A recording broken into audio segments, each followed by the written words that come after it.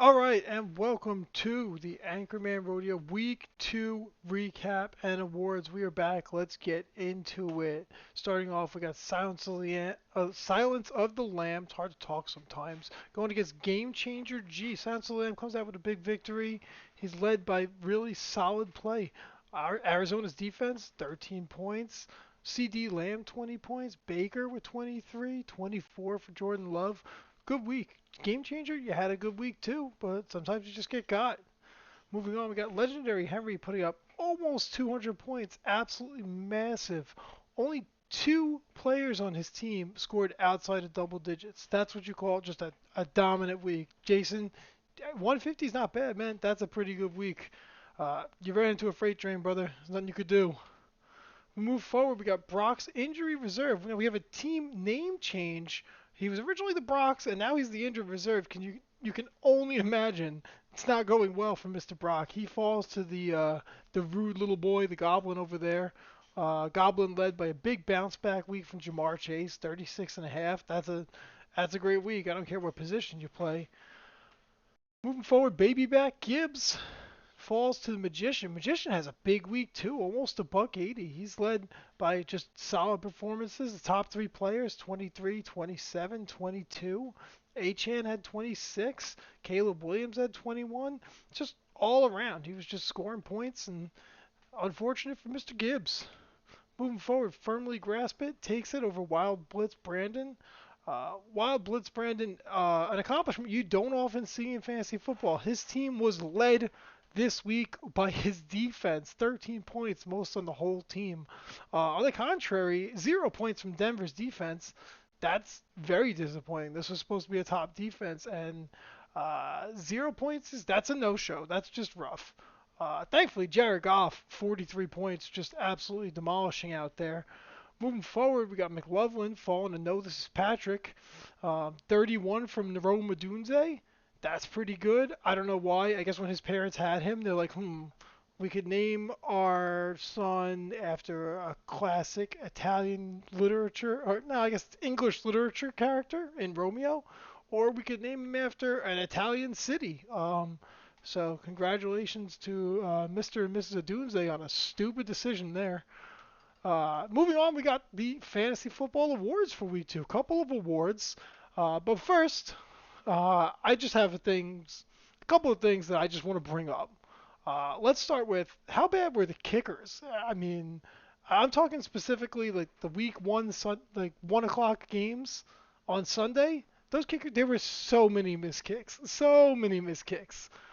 It was bad. And like it was so bad that when the Colts missed a 60-yarder to win the game, they missed it. Like, look at this. Look at the mascot here. Blue over here. He went on the floor crying, distraught, terrible. He couldn't stand it. Just disgusted with himself. They missed it. But there were so many missed kicks this week that they called a leverage penalty.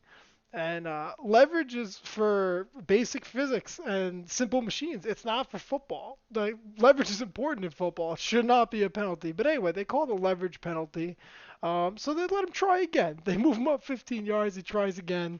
And what do you know? He makes that kick. And that spurs Mr. Blue, the Colts mascot, to assault our eyes with just rhythmic pelvic thrusts. He's an animal. He's a criminal. I mean, I do love when he plays like the children in the mascots versus children, because this guy is just diabolical. He will stiff arm a 10-year-old with no remorse. There's an absolute crackhead inside that costume. I'm telling you. So yeah, overall the kickers were just bad. The kickers were bad. Let's be honest. Except for Harmon from Blue Mountain State, and you can't tell me that this kicker on the Atlanta Falcons doesn't look like the kicker from Blue Mountain State. He did the reverse Dwayne The Rock Johnson, going from sports to movies. This guy started on a TV show and made his way to the Falcons somehow. Very impressive. But anyway, why is he here? Because this soul patchy motherfucker, he joined the Falcons on Saturday. He literally showed up Saturday. He signed with the team, and then on Sunday night, he comes out and he makes 5 field goals. And I don't really. The soul patch is a bold move, but apparently it's working for this dude, Mr. Romo.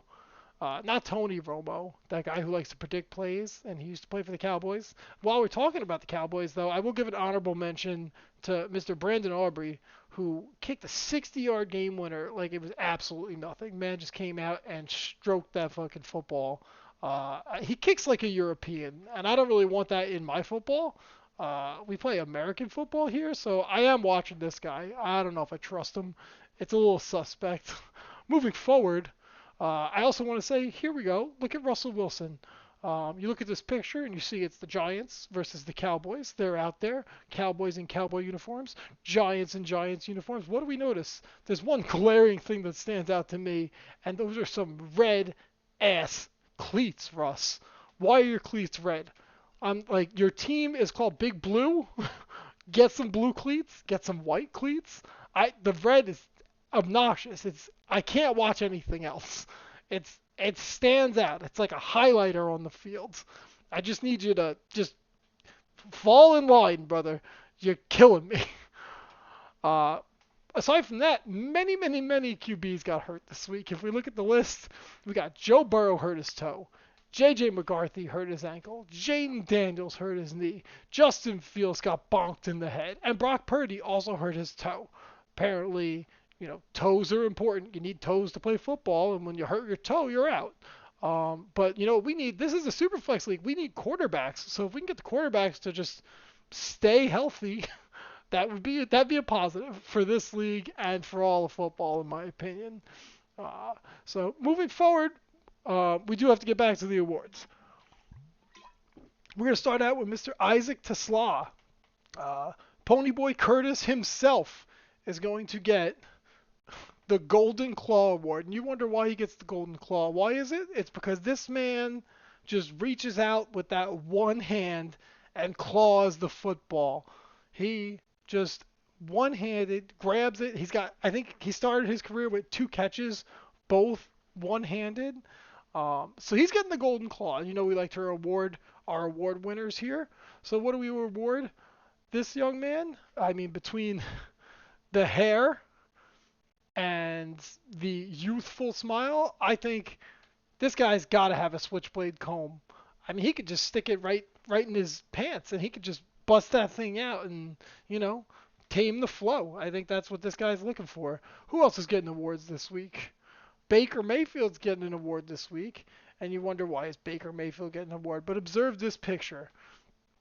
That's what we have is Baker Mayfield falling all over himself. He's about 3 feet in the air there because on 4th and 10, game on the line, 4th quarter, what does Baker do? He drops back to pass. He looks at his checks. He sees receiver 1 covered, receiver 2 covered, receiver 3 covered, tight end covered, and he says, no, no, no, I'm Baker Mayfield.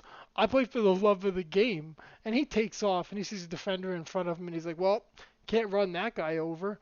What's he do? He says, I'll just take to the air. And he does a front flip and he lands 2 yards beyond the line of scrimmage.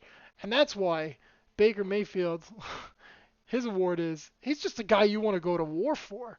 Because he's got that dog in him. I can't help it. Baker, you want to get behind that guy and just play some football. Let him lead you. What does a guy like that want? I know what Baker likes. He's a simple man. Get that guy a 12-pack of PBRs. He's going to be smiling all night. Maybe half the night. Guy looks like he could probably drink more than 12. So that's simple. There's your award. Congratulations, Baker. Moving forward, Caleb Johnson's going to get an award. Now here we see Caleb Johnson looking to field what seems to be a bouncing ball. And I don't have future sight. This happened in the past, but Caleb Johnson did in fact not field that ball. He let it roll right on past him into the end zone, where it stopped. Now, this would not have been a problem had it been a punt, but it was a kickoff. And the defense ran down and picked up that ball, scoring a touchdown. So what is Caleb Johnson going to get? We'll give him the Awareness of a Dixie Cup Award. Because you got to know the rules. You're back there for a kick return. You don't have a very complicated job. It's catch the ball and run with it, or don't catch the ball and make sure it goes out of bounds. What does he get? He's getting a box of tissues because I know that Mike Tomlin just tore this man apart. I know. And if you know what Mike Tomlin, that's not a guy you want yelling at you. That's like your dad plus a demon if Mike Tomlin's mad at you. That guy is, he had to be just leaking from his face crying. He also probably got cut. I haven't followed up, but he's going to need the tissues, I'm sure of it. Antonio Gibson picks up an award. Why does he pick up an award? Because after an opponent returned a punt for a touchdown, this guy takes a kickoff 90 yards to the house for a touchdown. So you know what he is? He's a good old one-upper. The one-upper award for Antonio Gibson. What do you get a one-upper? Someone who always wants to raise the stakes? Well, how about a $100 gift card to PokerStars.net? Because you know what? If he's going to raise, if he likes to raise, then let him raise. Let him do it on the poker, I was going to say poker mat, poker table. I don't know. It's digital. Let him do it in a game of poker, I guess is my point. So we'll move forward to the most prestigious award, the award that everyone's trying to get every given week. The most massive salami award goes to Amon-Ra St. Brown. This guy watched his Lions just get beat up and shit on last week. So what did he do? He came out and he had 13 catches, 160 yards, 3 touchdowns. Listen, that's only one touchdown short of how many names he's got. He's Amon, he's Ra, he's Saint, he's Brown. So he picks up his first massive salami. And here he goes. He's on the board with Josh Allen. We go to the deli counter. We see Josh Allen's got 1 salami. Amon-Ra St. Brown's got 1 salami. And these guys are out here competing. And we'll see who becomes the master of meats by the end of the year. It's good week 2. Looking forward to week 3.